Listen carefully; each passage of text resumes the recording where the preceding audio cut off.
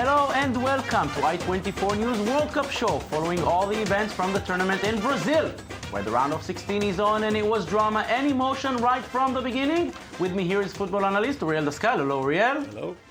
The host nation has reached the final eight, but it was as hard as it can be, and we may have seen the rise of the new Colombian superstar. All that and more coming up. Let's get started.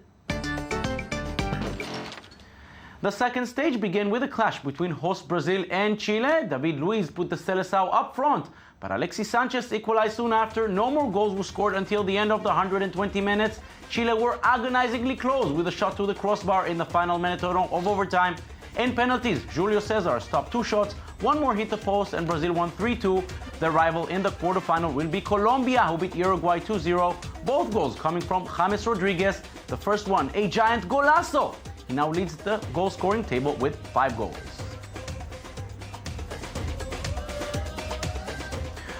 Uriel, I've heard many people say Brazil are lucky. This is the weakest Brazil we've seen in ages. That may be true, but they're in the quarterfinal against Colombia, a team they can beat, and then it's 2 games to go. They can do it. You can say it's winner's luck. Getting past through Chile the way they did, with the whole nation looking at them, the pressure all on them, and they made it through penalties.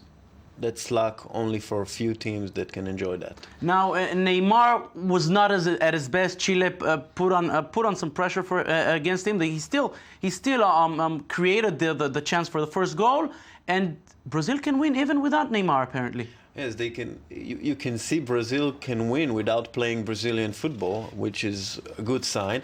I think Colombia will give them a huge challenge. I mean, it's just huge for them. It's a first really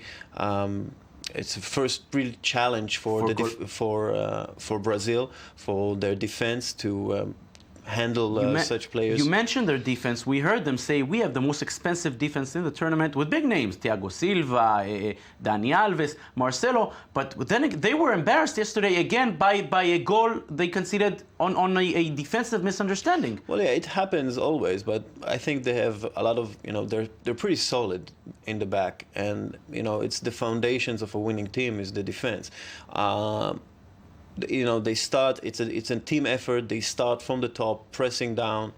They're doing okay in that sense, and we have to remember it's a lot of pressure on Brazil. I mean, it's almost a must-win tournament for them. Yeah, I mean, I watched the penalties, and I was so stressed out. I'm not even a fan of any of the teams, and I was stressed out. And they showed some major cojones to win this. Absolutely. And the giant drama, of course, created reactions from the fans who immediately posted their comments on social media. Here are some of them in Merav Savir's tweet deck.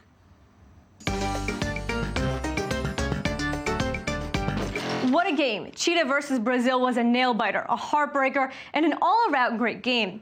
But the World Cup Twitter account said it best. If you miss Brazil versus Chile, you have our deepest sympathies. How often does the first game of the knockout stage go down to the last penalty shot? We were in for a treat. It was such a good match that even people who were just watching because they knew it would be a great game and weren't rooting for either team had to stop and catch their breath if they could. But it seems history does repeat itself. According to Rami, Chile has been eliminated more times by Brazil than any team has by any other team, which is 4 times. But this time it seemed different. Chile were pressing and Brazil looked confused from halftime on. Like Molly Wood says, even though it's heartbreaking, they were able to reveal Brazil. It even caught the attention of the king of the track, Usain Bolt. What a game, intense to the teeth, gumming down to the penalties. And then after the game, speechless. All he had to say was, oh wow. And then there's Russell Brand, who focused more on what the game came down to. Penalties, he says, are the crack cocaine of football. We know it's wrong, but what a buzz. But the man of the night was Julio Cesar, who, as the World Cup point out, should have finished the night in the locker room with a Leo DiCaprio-style standing ovation from his team, and he definitely did deserve it. Brazil's next opponent is Colombia, who have so far won all of their 4 matches and introduced us to the star of the future, James Rodriguez. He already scored 5 goals in the tournament, making us all forget the Cafeteros are here without their leading striker, Radamel Falcao. What a player, what a goal. Uriel, Colombia, they were a bit perhaps under the radar before the tournament. Even when we spoke about South Americans who were not Argentina and Brazil, we spoke of Uruguay, we spoke of Chile. Colombia came in without Falcao, and it may have even only helped them.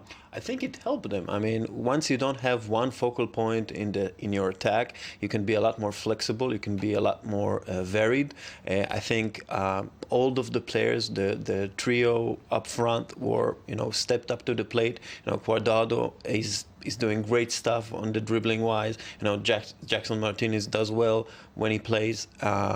Rodriguez, I mean, he wasn't discovered in this World Cup. He was purchased last summer in 45 million euros by Monaco. Yeah, so it's not something new. But what a talent! And you can see him, doing what he needs to do to lead the team. And he's only 22. Do they have what it takes to go past Brazil?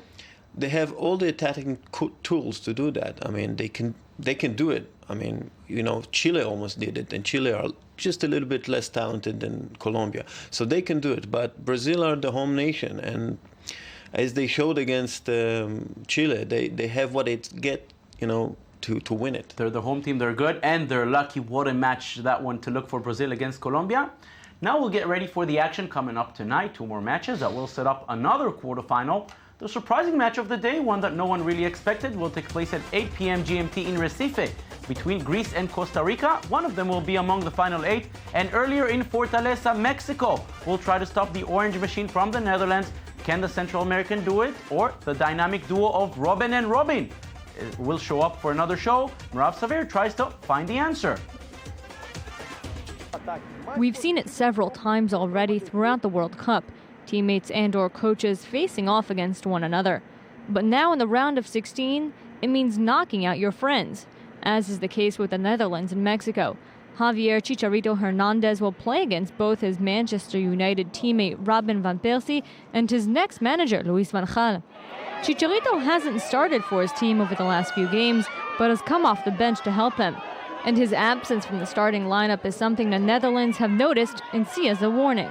I'm very surprised by Hernandez, who is not playing in the team, because in my opinion he's a great player. So that means Mexico has a very good team if he's on the bench. Chicharito aside, the Mexicans have other players in their arsenal, such as goalkeeper Guillermo Ochoa, who made a name for himself blocking 6 shots versus Brazil. A group of players who are giving fans hope. In the next game, we'll beat Holland. I hope that we continue to be unstoppable so we move to the 5th game and hopefully reach the final. But you can't disregard the Netherlands, who have won all 3 games in the group stage. The Orange have Robin and Robin, and Arjen as a player teammates say may be the best in the World Cup. I think Arjen has done a great job so far. And at the moment, I wouldn't change him with any other player in the tournament. We are very happy with him. And, he scored great goals. And yesterday, once again, he gave a great assist to Memphis. And hopefully, he can give this performance until the end. The Netherlands need Robin to continue with those types of performances, especially if they get past Mexico. The winner of this game may face surprise Costa Rica and powerhouse Argentina as the tournament progresses.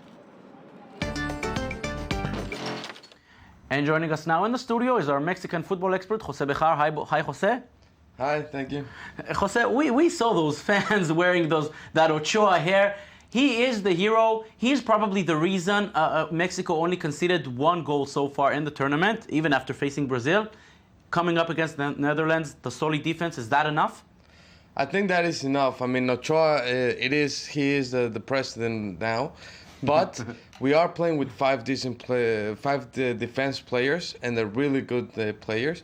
They have the leader, Rafa Marquez, and that's the thing. We're playing back, and we have also good strikers. So I think it's gonna be enough.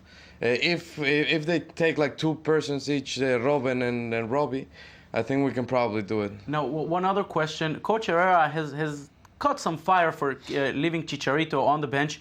Maybe that's his way of saying, you know what, I can change the game through the end. I have a star on my bench. It's especially important when the game can go to 120 minutes. Probably is one of his thoughts. We do have to think about Peralta, that he played better than Chicharito until the World Cup. So even if Chicharito is good, he's still on the bench of Manchester. I mean, he's not a starter when Peralta is one of the starters in one of the biggest clubs in Mexico. Yeah.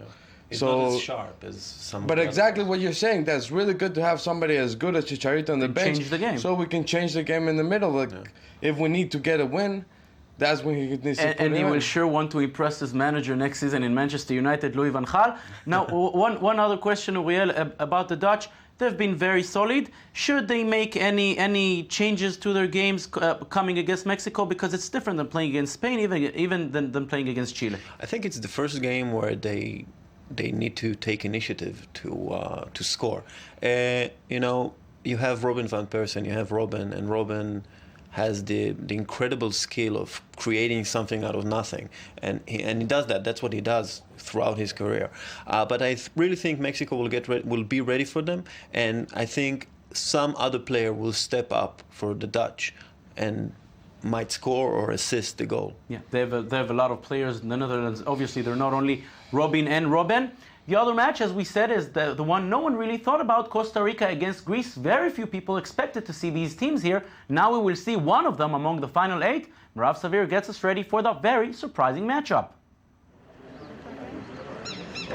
Costa Rica and Greece have made it to the knockout stage as the surprise teams.